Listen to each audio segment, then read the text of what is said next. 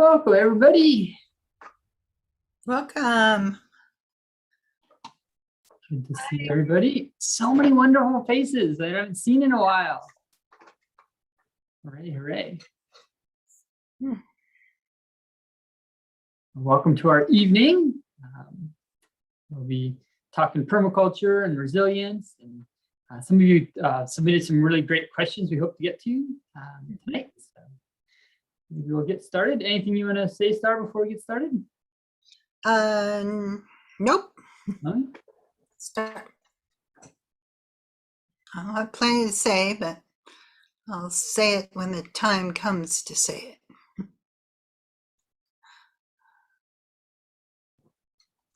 Well, good evening, everybody. I'm going to greet you all from where I'm at right now, which is the traditional unceded territory of the Mi'kmaq people, also known as Mi'kmaqi. And I'm in the area called Esquivawagik. And I encourage you to put the traditional territory you're in the chat. Or if you're not inclined to be typing right now, you can just say it out to the world, to yourself. Just notice the land that traditional lands that you're on and the people who attended it. This is give some honor and respect to those that had come before and the lands that we're on. One of the things I like to do when I'm doing my territory acknowledgement is also to just bring my awareness to some of the struggles that have gone on in the past and are currently being faced by the people who've tended the space. And some of the struggles are the indigenous struggles of the lands that we're on. And some of the struggles are the struggles of displaced people who have lived on the land that we are on now. So just want to honor all the people who've tended spaces and that we call our home. So we have people from all over. Awesome looking through the chat. And for you who don't know, I'd encourage you to look into whose traditional land you're on. And if you are on your traditional lands, we honor that too.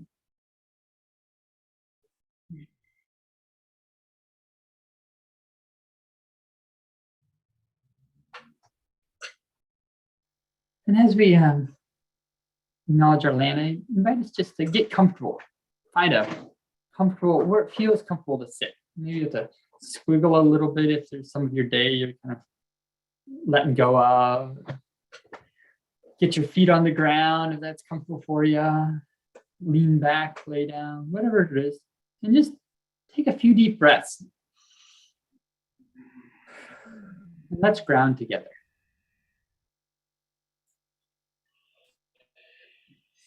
Let's feel the gravity of the earth tugging on us.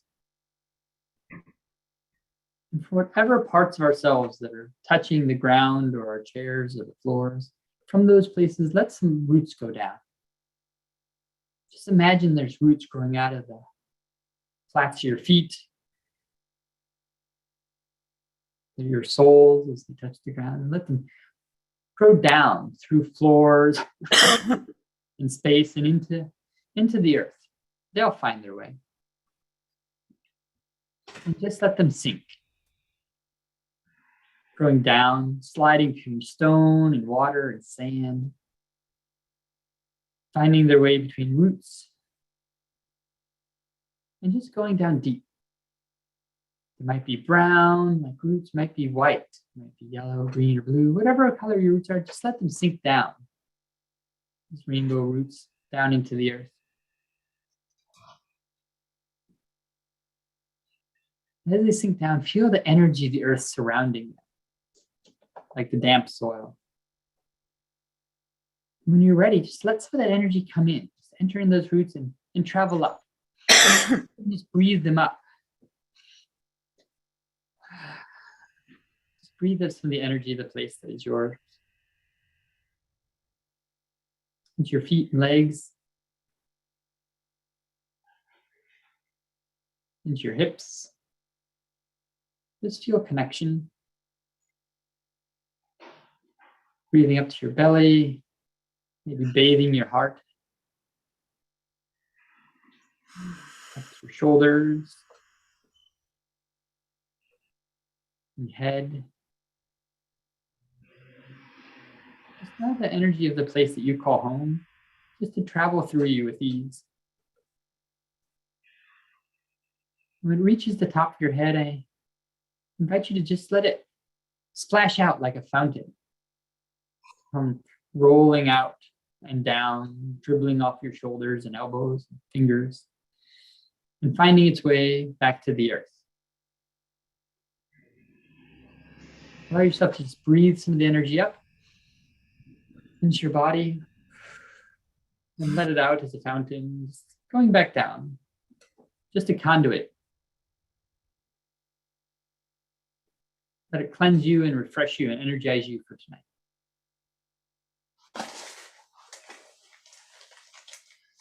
And just one more deep breath.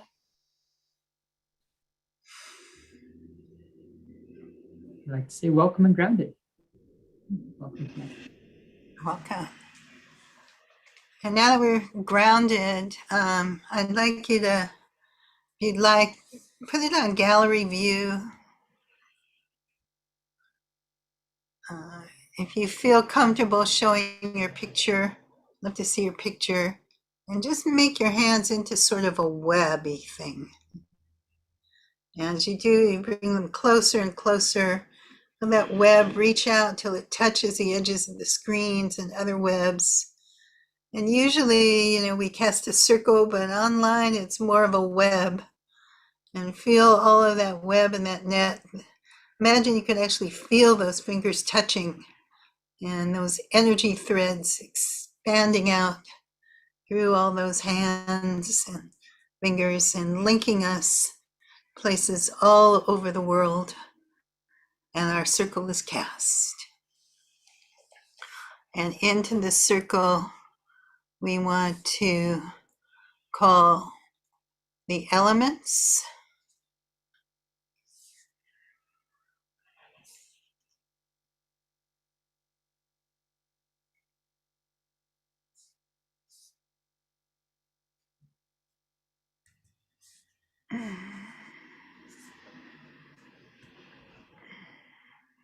Starting with the air.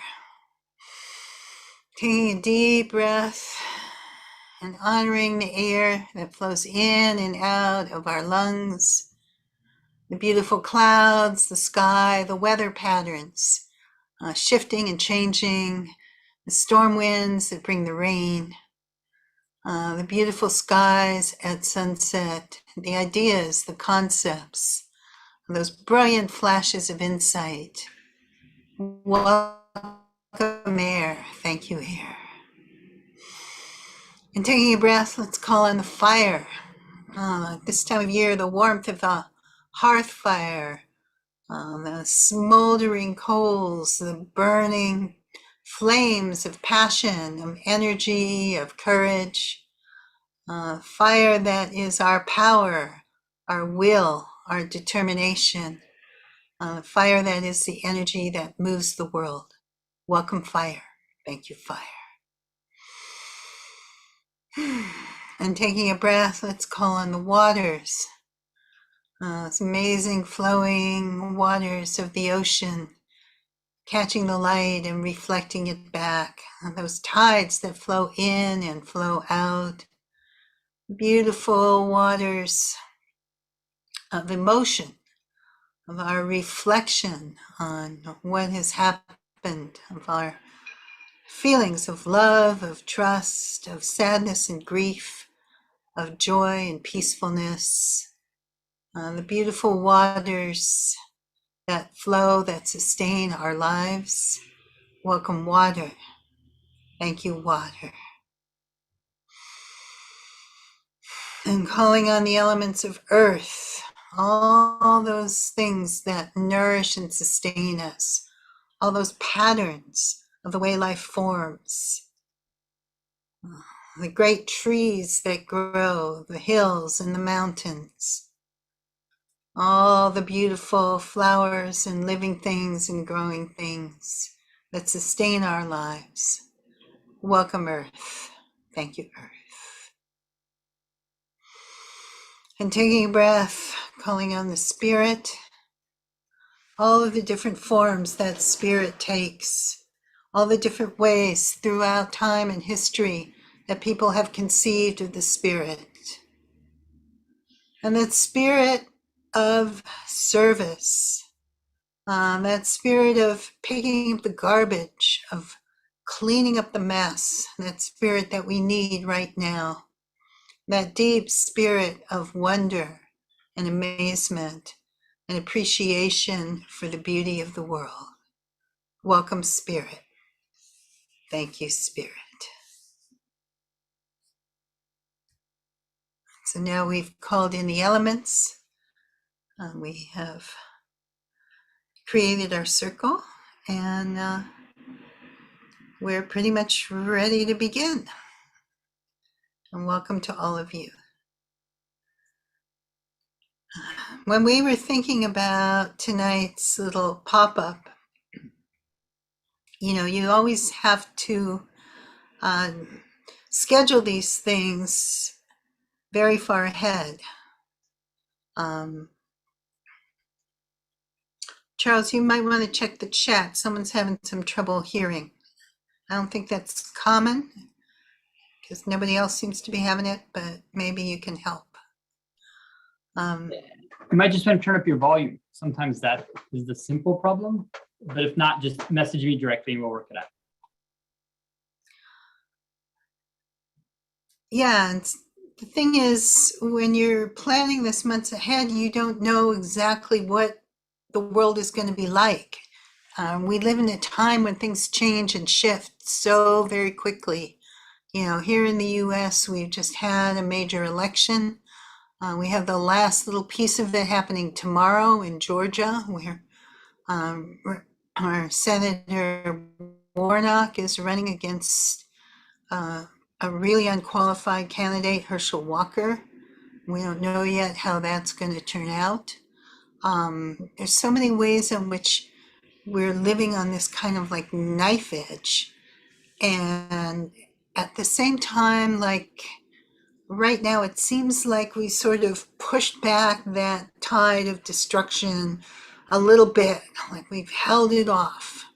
You know, we avoided the worst of what could have happened with the elections. We still look like we may have something of a functional democracy, but we haven't really dealt with the underlying challenges and problems. We're still facing major crises of climate change, and while we've passed some really good policies this year, we still have so far to go.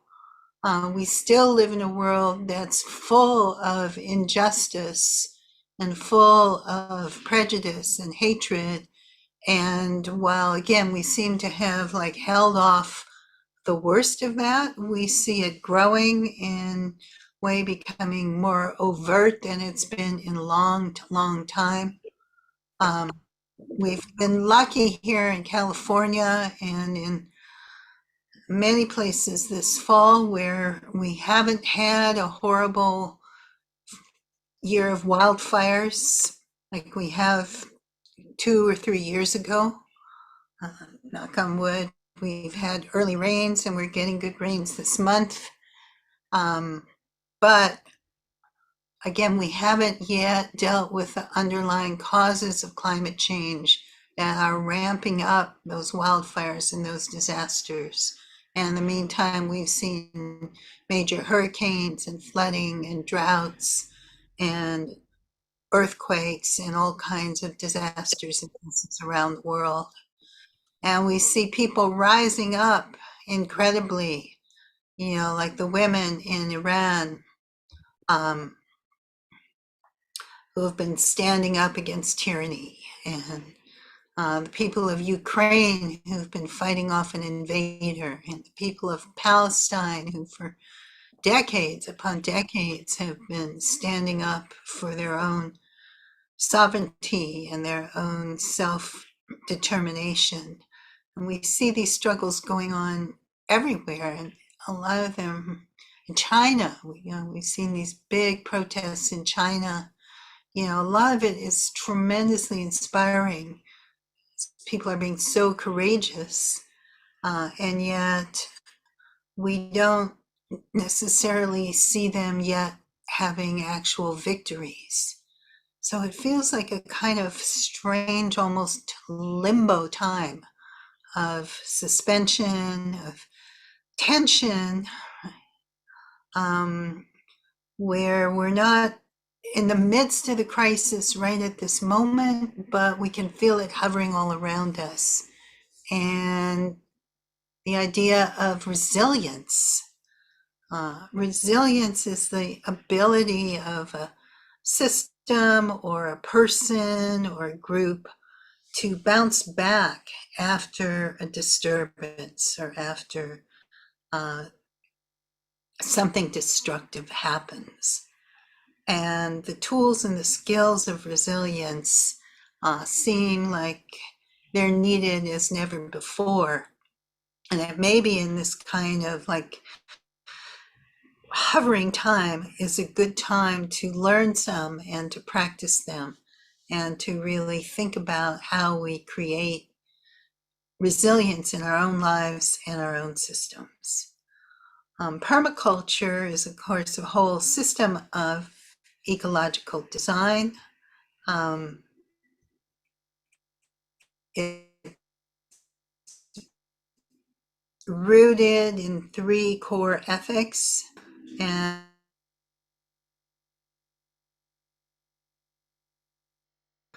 the system, the surplus that you have, not taking more than your fair share, reducing consumption, all of those things.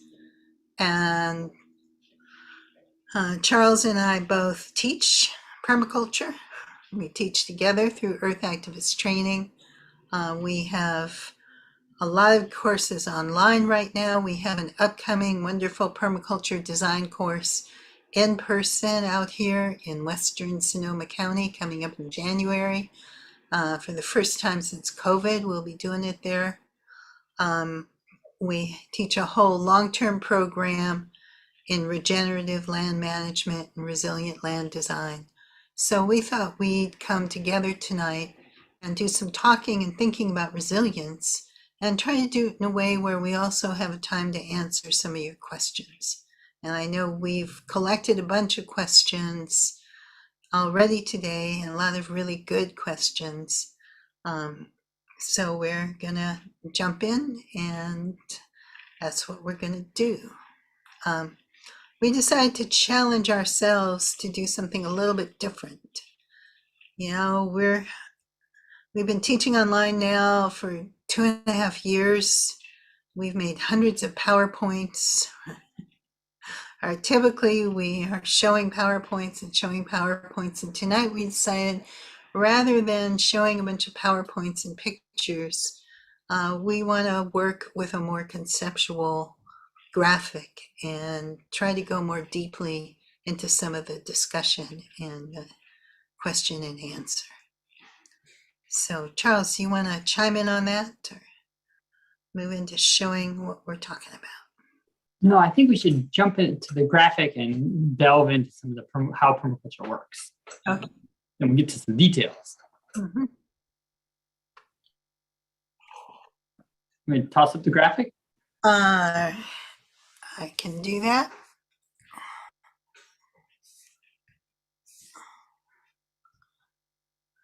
All right, so this is a kind of diagram that I have been working with for a long time in our teaching when we start teaching about the principles of permaculture. So as I said, we have those 3 core ethics, but we also have many different sets of principles. And permaculture being a design system, the idea is you have in your mind like these frameworks for looking at things, and you kind of apply them to how you plan and how you think about your systems and how you put them together. And when I first started teaching permaculture, I learned from a wonderful woman named Penny Livingston. And she started us off with a set of, I think it was like 29 principles that came from a group in Northern California that looked at the Permaculture Designer's Manual and kind of extracted them. And I said, Penny, that's great, but nobody can remember 29 different things. We have to put them into a framework in order to understand them. And I started to look at them and think about them, and I realized, okay, a lot of the principles are about telling us how nature works. So that's what the top half of this little mind map is about. The center of it is about interconnectedness and relationship. And really all of the principles and the core understanding of permaculture, and I think the core way of thinking we need if we want to generate resilience is understanding we are all interconnected, and that the world is not about a bunch of separate, isolated objects. It's about a set of interrelationships. For me, I was really thrilled when I discovered permaculture, because I'd actually been writing about that and talking about that for decades, coming at it more out of a philosophical and spiritual perspective. But when I encountered permaculture for the first time, I saw that the founders, Bill Mollison and David Holmgren, two Australian environmentalists, had kind of put it together in very practical ways for actually dealing with the earth and the land. And I found that very exciting. So we're not going to try tonight to go deeply into all of these principles, but just so you kind of understand how they work together. In nature, diversity generates resilience. If you have a living forest that has many different species of trees, and the climate shifts, or there's a wildfire, or a new bug comes into the system and it takes out one type of tree, there are other trees that can kind of fill the void and regrow the canopy. If you cut them all down and you plant a woodlot of genetically engineered pines that are all identical, and a bug comes in that happens to like those pines, it can take them all out instantly. So it's about embracing diversity and using it consciously to create our resilience. And with that diversity goes the idea of edge, and where two different systems meet and bump up against each other, it actually creates a third system in that interface that's often more dynamic and sometimes more diverse, more creative, but can also be more tense, more disturbed than either of the other systems. Charles, you want to say something about energy flows and webs?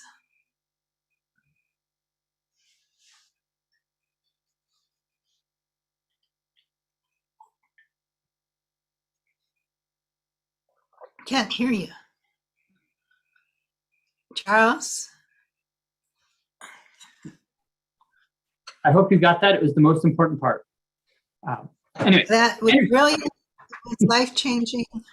I'm sure it's all gone into our deep unconscious. So energy flows. Well, in nature, when we look at how energy flows in nature, there's two basic ways energy flows. When we think about it, there's the cycles that are reinforcing cycles, so energy that comes into a system and then are reinforced by the behaviors of the system. So there's things like if you start a fire, as heat a fire starts to burn, it produces more heat, consumes more fuel, fire gets larger. So you have this reinforcing cycles. You have energies that ramps up. And this is what we're seeing with climate change. Like this is one of the worries we have with climate change. Like as the planet heats up, it can hold more moisture in the atmosphere, which can create more clouds, can hold more heat, and glaciers melt. So less light is reflective, and more dark soil absorbs more heat, and it gets hotter. So like these cycles that amp up, and they're really forces for change. So when we apply that, to our system, in our systems, if we want change, it's one of the things we can look for. It's like these reinforcing cycles. Then we have constraining cycles, another way that energy moves in a system where energy is mitigated. As the energy increases, something comes to make it more into equilibrium. Something like our bodies do this regularly. Like as we get warm, maybe we're exercising, we get warmer, we sweat, and as the water evaporates, we cool down. And as we get cold, if we get too cold, we'll shiver and we'll warm up. So kind of that equilibrium. So if we're looking to have a system in stasis, we're looking to try to find those cycles that hold equilibrium. Neither one is good or bad. They're just different ways in which energy moves in the natural world. And we can then harness that in our designs for our own spaces. So, there's many different types of cycles. As Charles was saying, there's a basic cycle in nature of birth, growth, death, and regeneration. There's cycles in balance between equilibrium and disturbance. And there's the idea of, that everything has these loops where one thing's waste is another thing's food. So that's this is the super quick overview of how we start looking at the world and thinking about it differently through a permaculture lens. When we teach a full-on permaculture design course like we're going to do in January in Sonoma County, or like we also do online, we have a lot of time to delve into each of these and really explore what they mean. But I want to talk a little bit about how we work with them. So understanding those ways that nature works then tells us how we as nature can work. So knowing that everything in nature, there's no waste. One thing's waste is another thing's food. We have to figure out, how do we close those loops? How do we produce no waste? Maybe that's like, we just had my husband's 80th birthday party. And as part of his party, my stepdaughter decided to make hors d'oeuvres of the food that he made them when they were children. So she had little peanut butter and jelly sandwiches, little tuna fish sandwiches, little hot dogs, skewered on a little cutout circle of white bread, things like that. It was very cute. The problem is people didn't actually want to eat a whole lot of the food that he made them as kids. And so we had a lot of waste left over. But luckily I was able to feed those hot dogs to the dog, who appreciated them greatly. We were able to take some of those leftovers and those sandwiches and feed them to the pig. And so that waste literally became food for something else.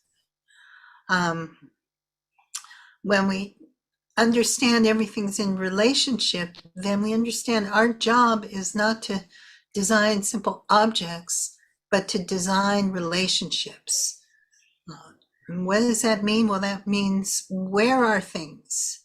How do we put things in the right place so that they're going to be most effective and they're going to take less energy to use and to work with them?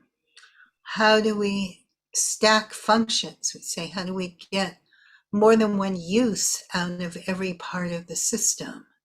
How do we build in redundancy?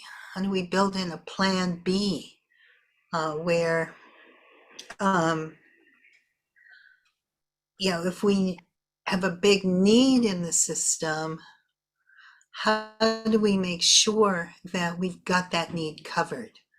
And if we might have it covered in one way, How do we make sure we've got another way of meeting that need in case that first way fails?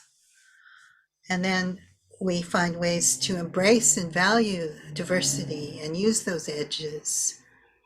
We like to use local resources as a way of capturing energy, on-site resources, things that are around us. And there's finally this one I like to call feed what you want to grow. That's one I kind of made up myself, but it comes out of the idea that instead of saying, how do I, smash what I don't want? How do I kill what I don't like, right? If I've got, let's say, a pest in the garden, how do I nuke it? What poison can I use on it? Instead, we say, well, what conditions are favoring this destructive behavior or this destructive element? How can I change those conditions so they're going to favor the things that we want and the things that are going to benefit the system? So that's the quick overview. What we wanted to do, Charles and me, we don't have time, tonight to go deeply into all of these, but we wanted to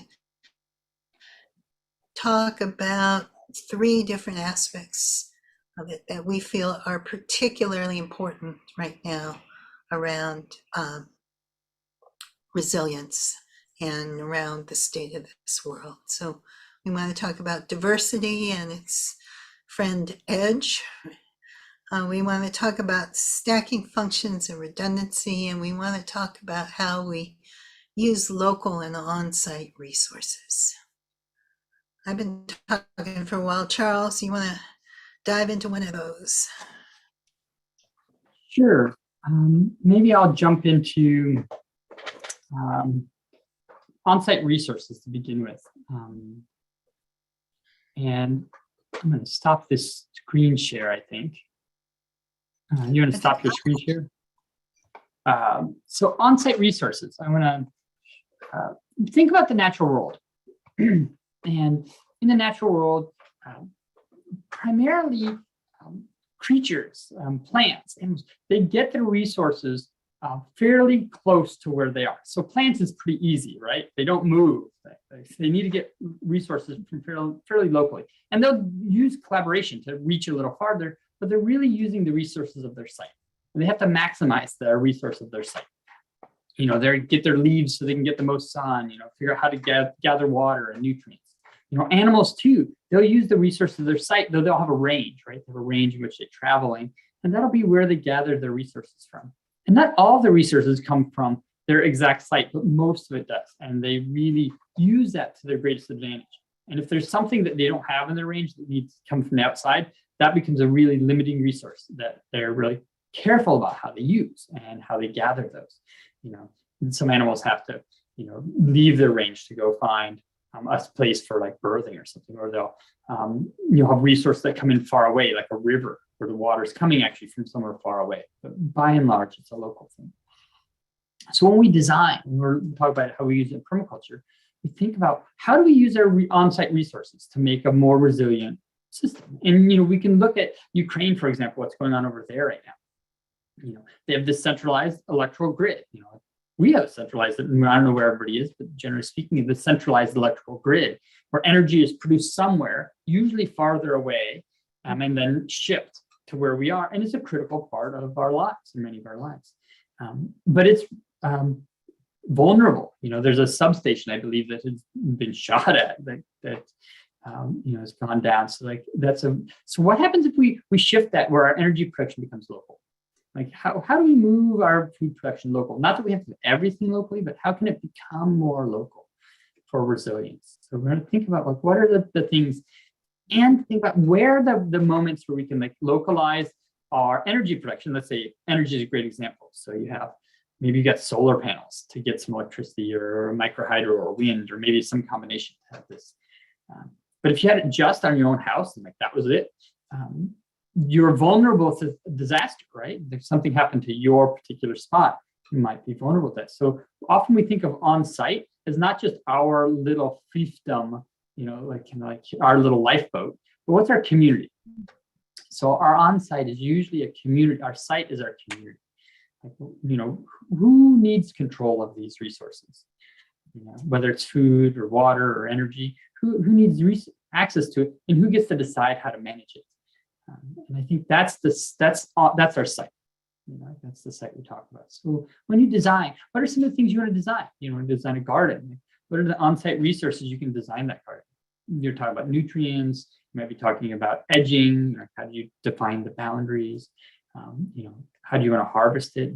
What are your tools to harvest? What can you use from your site? And your site not all just being just your one piece of property that you may own or have access to, but your community is your site. And that's how nature works. Their community is not just a place they sit, but it's the relationships of everything around them in their range. Yeah, I also think about here in Northern California, our utility company, PG&E, has not invested very much in maintenance and infrastructure over the years and did not bury their power lines, and their power lines have been implicated in so many of the major wildfires we've had. And what they started doing was on those really extremely dangerous, high windy late fall days, they just started turning off the power to everybody to prevent wildfires. And of course, that can be devastating for people. If we had an electrical system that wasn't so centralized, or where we had decentralized options, then we wouldn't be in that bind if they decide to turn off the power. And we wouldn't be as vulnerable to something like an attack from a foreign power like in Ukraine, or a terrorist attack, or a natural disaster that shuts down that whole power grid. So just even thinking about resilience, when we start thinking about how we design our systems, might shift the way we put our big systems together. And people often think of permaculture as being like, this is how we create the perfect little homestead in the country. It can be that, but it's also how we look at these big questions. What are the policies we want to advocate for in the larger world? And how do we, again, apply this more resilient way of thinking to the larger systems that we all participate in? I want to talk a bit about diversity, because I truly think that so many of the major issues we have in the world today come out of an underlying belief that difference is dangerous. If somebody isn't like me, if someone doesn't look like me, or talk like me, or come from the same background, that they are somehow a threat. And I'd like you to just take a breath for a moment. Maybe close your eyes for a moment.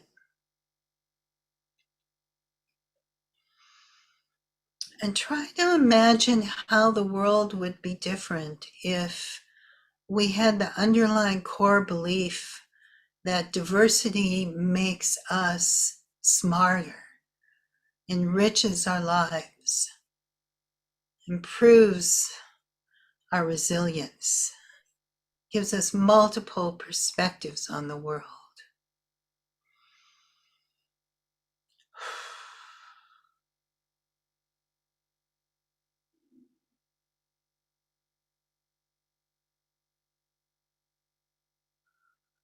Can you imagine what it'd be like if our first response in meeting somebody who was different in some core way was like, wow, how amazing, what a gift. What a gift to be in the world with this incredible being who comes at things in such a different way than I do.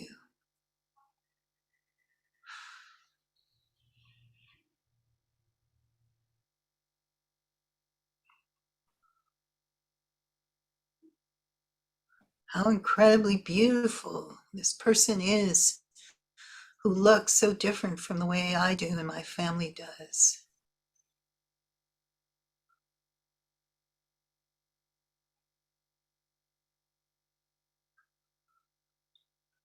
Isn't it amazing to have someone in the world who can so expand my thinking about the possibilities of what it means to be human?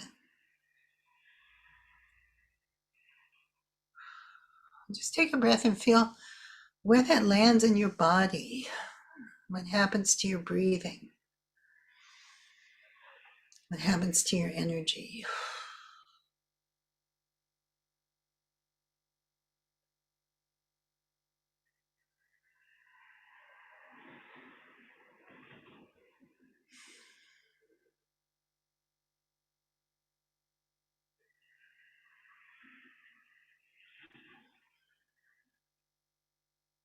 And can you think of one thing in your life that might be different in that world?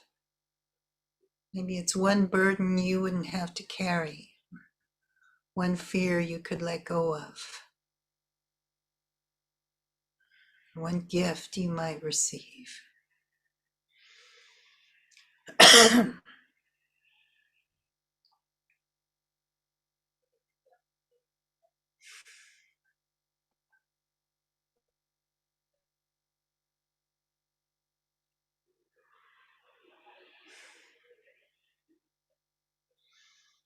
Yeah, I invite you to just take a breath and open your eyes. If you want to, you can put into the chat something about how that might have made you feel. I know for me, it was interesting. It was like this tremendous sense of relief. Like, like when you've been carrying like a heavy backpack to the point where you kind of forgot you were carrying it, and then you put it down, and suddenly everything feels lighter.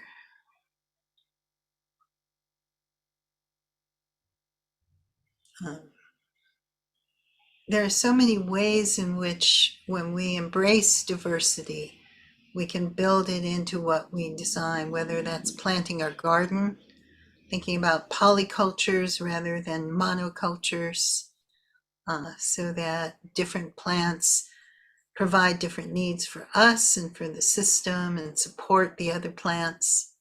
There's a whole complex art to doing that. That's part of the fun of permaculture, I think. But it's also true in our human systems that when we do have more diversity, I think we are smarter. We just have a broader range of perspectives. I think of one example, reclaiming is the spiritual community network, sort of far-flung collection of groups of magical people that I work with. And for many, many years, we've here in the Bay Area have done a big ritual for Halloween, for Samhain, and we call this spiral dance. And we usually start with a visioning and discussion about what the intention will be. And in 2020, after George Floyd was murdered, we had a lot of discussion about an intention that could somehow embrace calling for justice and social and racial justice. Our group, like a lot of groups, had great ideals about diversity, but in reality was mostly white. But we had worked hard over the years to create more diversity, and we had more diversity in our planning group. And we had come up with an intention that was something about raising our voices for justice. And we wanted to include something about George Floyd and the breathing and that, so it came out sort of raising our voices for justice so that everyone can breathe free. And we thought that sounded like a nice intention. And then one of the Black women in our group, heard that intention. I think she had missed the meeting where we came up with it. She's like, I don't, that really triggers me. Because, to us, we were thinking about it around social justice and whatever, but her just hearing it, it sounded like very sort of lighthearted, like we want to breathe free, not we are really grappling with the actual pain and the horror of this thing that had happened. And we had a lot of discussion about it. And we finally came up with the idea of just leaving the intention about raising our voices for justice. And that actually ended up a much more powerful intention than it would have been the other way. But we would never have seen that perspective if we hadn't also done work to make sure we had diversity of perspectives in our group. And along with that principle of diversity is the idea of edge, again, where those two systems meet.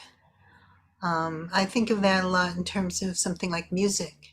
When you think about where African music and European music, that edge where they came together, that's given us like blues and bluegrass, but maybe not bluegrass, but blues and jazz and rock and roll and hip hop and, so many other incredible musical forms that are generated by the diversity of those things coming together.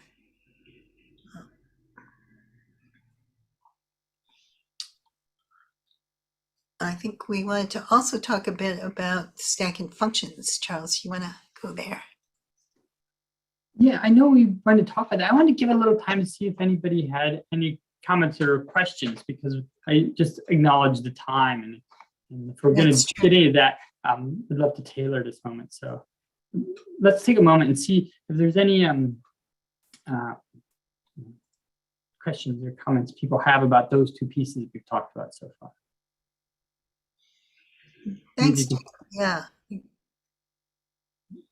can type your question in chat, or you could even just raise your hand and unmic it.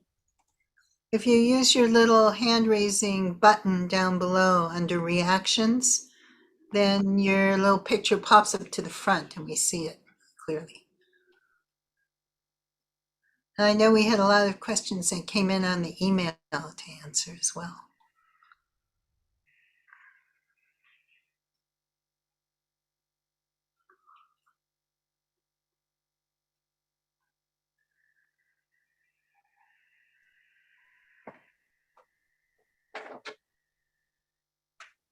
Yeah, maybe we'll move on. Some of the things that we've talked about address some of the questions that came in. There's a question about hope. I think this idea of having diverse groups and working with our local communities gives me a lot of hope. But I see, Melissa, you have a hand up. Hi, thank you. This actually isn't the question that I asked that I wrote in, but you've been talking about community and site. I'm the one who put in the comments about practicing community, and that you have to practice it, not just build it. My late colleague Rhoda Halpern wrote a great book called Practicing Community that looks at anyway, I won't go into all of it. It's great. Take a look at it if you're interested in that. My question that I wanted to run by you is, you talked about that community isn't just what happens on your own house, that, solar on your house isn't going to do it. It has to be a community. How can we struggle to think about an optimal size of community? So much of our communities today are defined by municipalities, and yet ecologically, we probably ought to be thinking about more like watersheds. But the tension there, and how do we work within administrative things that are imposed to get what's needed for different things. I'm trying to save trees, but whatever it is we're working on. So I just wanted to throw that out and get your thoughts about sizes of community and how we build and practice community at the right level. I think that's a really good question. And I suspect that there probably are optimum sizes that are different for different issues, different. So, you know, let's take something like energy, for example. It may be that what we really need are multiple systems at different scales. So, for example, you have maybe your home solar system for your own house, but you might also have a neighborhood solar system or neighborhood wind generator for another level of power. There might be ways we want that centralized grid for certain things, but we might not want it to be the only scale we work at. You know, if we talk about something like how do we educate children, you know, that we've done that past with local school boards. Then there's been a big push to have national standards, which sometimes are valuable and sometimes are just really constrictive. You know, a lot of people are homeschooling, so is that the scale, doing it in your own family? And I'm not sure there's one set of right answers, but I think what's important is to ask that question as part of our design or part of our planning. It's like, what's the most effective scale for this to work at? Or are there needs for elements of it at multiple scales? And thank you. I hadn't really put that together before. Yeah. And I would echo that maybe with another piece of imagery in that they're like nesting concentric circles. So I don't believe in self-sufficiency. I think it's a misnomer that has like led a kind of colonial approach. I think it's communal sufficiency. So like what it is, you know, like if you think about an urban space, you know, what's a walkable neighborhood? Your community is about as far as you can walk comfortably and carry groceries. Like that is the community of that. But you also might have your housing co-op or your apartment or your house or your neighborhood, which is a different one, and they serve different needs. What it comes back to me is like, what are our essential needs? When you think about your essential needs, like, do you have direct access and control over those pieces? And if the answer is yes, awesome. If the answer is no, it's like, what would it be that, how many people would have to be collectively working together to get access to that particular resource, whether it's food or energy or water or safety or, you know, light or whatever it is. So like, you know, this community scale depends on the resource that you're trying to share and engage with. And some things are global, like our global community. When we talk about climate change, this is a global work. At this point, it's not any small community work. It is something we're doing as a global community because that's the scale of the work. So I think, and, you know, I started saying it depends on the size, but I think you can determine the size, but what is related to how much do you need to gather the resource to support your community, whatever that is.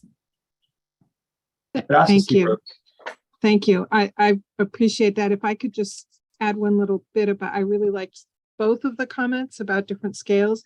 The concentric circles, it just struck me. I mean, global warming is actually a really good point because that is both local. It's at every level, right? If you cut down one tree, it affects the temperature, you know, within 100 feet, and that can have devastating impact sometimes. But if you keep cutting down trees, it also affects the watershed and the region and ultimately the globe. Anyway, thank you. Thank you. I appreciate it. Thank you. Rose, I see your hand is up.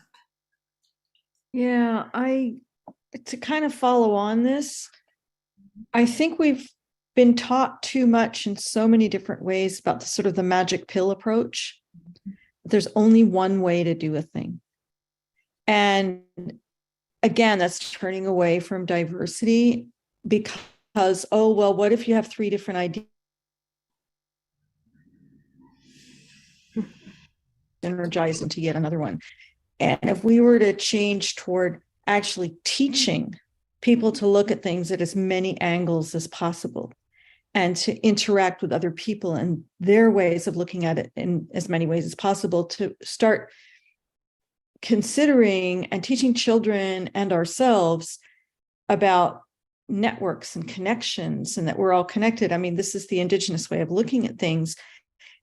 And what the indigenous way of looking at things does is say, well, if I do this, what's the effect there? When the animal does this, what's the effect here? It is all connected. It is all related. And we're not taught that anymore. We're not taught that in, if we're sick, we're supposed to go to the doctor and get a pill. Mm-hmm. We're not supposed to look at the source. And, there's so many different ways that is done, in religion and all kinds of ways. So if we could actually assume diversity is the way to go and act from there, it changes everything. And all of a sudden, the world becomes a lot more interesting and actually a safe place, because you don't have to be afraid of what's different. You actually need it, look for it, want it, and can use it. So anyway, that was my 2 cents.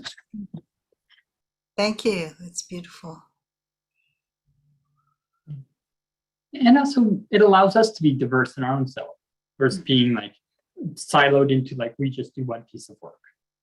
When you think about yourself, like how talented are you? You have skills and talents in lots of areas.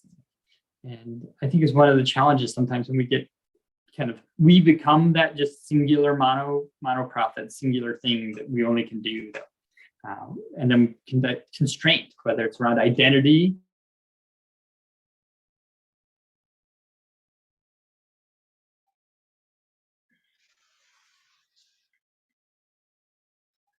Charles, you just dropped out somehow, or maybe that was only me. Nope, I dropped out. Back.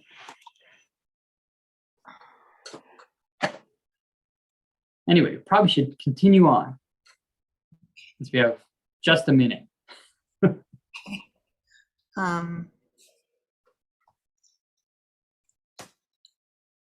So yeah, is there any last question maybe from the emails that came over the internet that we want to address? Pull them in here for a second. Okay.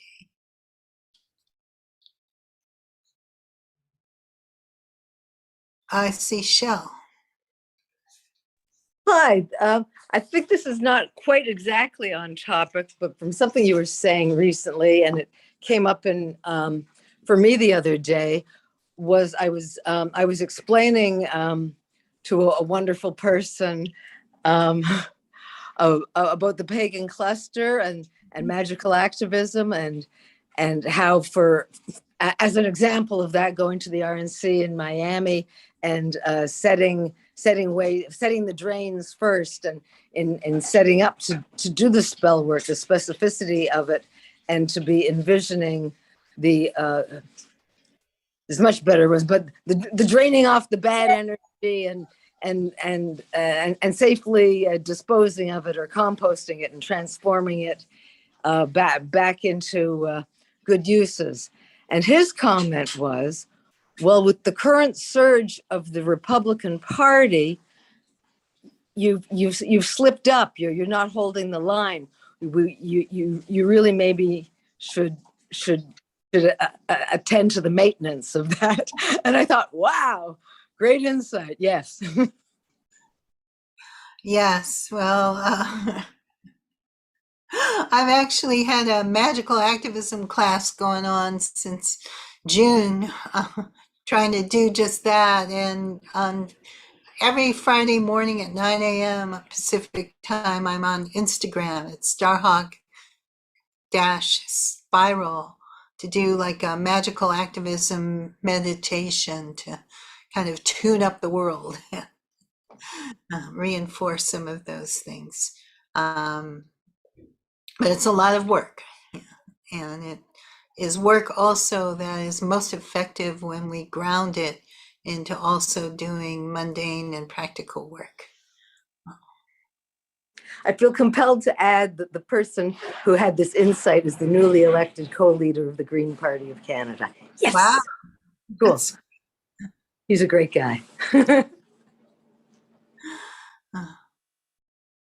I'll also say you will be all sent an email that'll include the link to the recording as soon as it's up. And as Charles posted, it will be on YouTube. We also would love to invite you to come take some of our in-person courses. We have Permaculture Design course starting January 7th out here in Northern California. That's an amazing experience, 2 weeks of learning all the hands-on and the practical stuff and the underlying philosophical and conceptual stuff around permaculture. And at the end, you do a design project and you get a certificate. And we will also have a restoration intensive the end of February, beginning of March, that is very much hands-on focused. It's a great way for people who've taken online courses over the last 2 years to get practical experience. It's going to focus on fire and animals and fire ecology and animal systems, also in Western Sonoma County. And we'd love to see you come out and get to meet you in person and work with you on that. We've got some other great courses coming up for Earth Activist training. Lots of online courses coming up this spring. And we'll have a new longer term program in advanced permaculture in we call regenerative land management that leads to a permaculture diploma that will be starting up again this spring. What else? And on Friday, December 16th, I'm going to do an online winter solstice ritual at 3 p.m. Pacific time, and you can get information about that at starhawk.org. Anything I forgot, Charles? Oh, go check out our webpage. We got a lot of things coming up. And keep an eye out. We're going to have more of these pop-ups and classes and sessions. If you want to just stay connected, we also have little snippets on our Instagram and our Facebook and hopefully Twitter at some point. We're kind of working on it, but we're technologically slow. We're working on TikTok too. Yeah. Just, to cover all the bases. Yeah. Oh, and Charles, we were talking, there were so many great questions that came in on email that we didn't have time to answer. What we're going to do is we're going to do another live Instagram sometime in the next probably week or two. And then that'll be up also on Instagram TV. So you can find it through our Earth Activist Training Instagram site and answer all those questions. And if you happen to have any more, you can toss them our direction and might answer them then. So let's say thank you to all of you for coming. Thank you to our EAT team. Thank you to Charles and Mariah and Sunshine and Elizabeth, and everybody who helped put this together. Thank you to Allie, who does so much of my social media stuff and producing of stuff. Thank you to Spirit and to Earth and Water and Fire and Air, all those elements that sustain our lives. And thank you to our wonderful Webby Circle.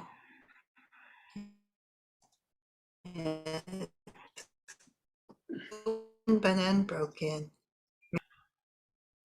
Charles, maybe you can play us out with some beautiful music.